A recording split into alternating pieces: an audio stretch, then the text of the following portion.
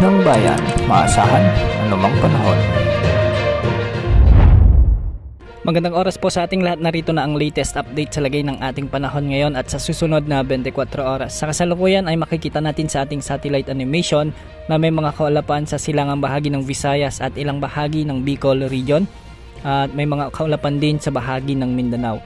Ito ay dulot ng mga pinagsamang epekto ng Intertropical Convergence Zone at ng Easterlies.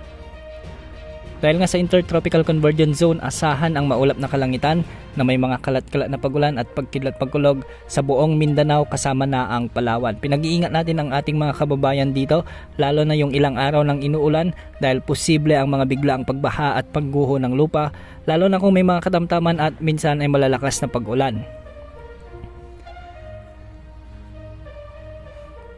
Para naman sa Bicol Region at Quezon Province ay asahan naman ang maulap na kalangitan na may mga kalat-kalat na pag-ulan at may kasamang thunderstorms. Dulot naman ito ng mainit na hangin mula sa karagatang Pasipiko o yung tinatawag nating easterlies. Hindi rin inaalis ang posibilidad ng mga biglang pagbaha at pagguho ng lupa, lalo na kung may mga katamtaman at malalakas na pag-ulan.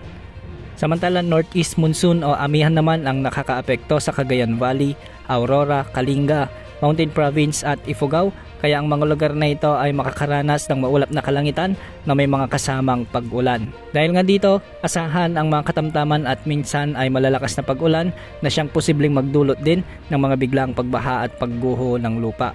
Sa Ilocos Region, kasama na ang nalalabing bahagi ng Cordillera Administrative Region at ang buong Central Luzon ay magiging bahagyang maulap hanggang sa maulap naman ang mga kalangitan na may mga kasamang kalat-kalat na mahihinang pag-ulan. Dulot pa rin ito ng amihan o northeast monsoon. Sa Metro Manila at nalalabing bahagi naman ng ating bansa ay magiging bagyang maulap hanggang sa maulap din ang mga papawirin na may mga kasamang isolated rain showers and thunderstorms. Dulot pa rin ito ng easterlies, kaya posible pa rin ang banta ng mga biglang pagbaha at pagguho ng lupa, lalo na kung may mga umiiral na severe thunderstorms. Bukas asahan pa rin ang pag-iral ng easterlies, kaya makakaranas ang malaking bahagi ng ating bansa ng malinsangang panahon, lalo na sa umaga hanggang tanghali.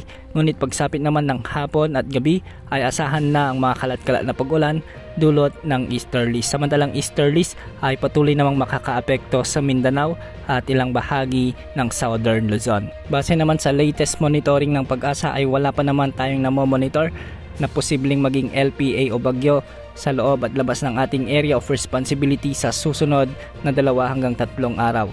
Pero kung pagbabasehan naman natin ang mga wind models mula sa GFS at ECMWF model ay tumataas ang tsansa na may mabuong bagyo at posible itong pumasok sa ating area of responsibility sa susunod na linggo.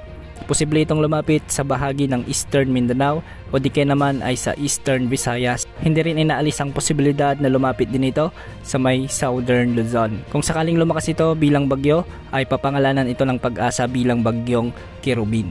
Antabayan ang mga susunod na update sa potensyal na sama ng panahon na ito dito lamang sa ating channel.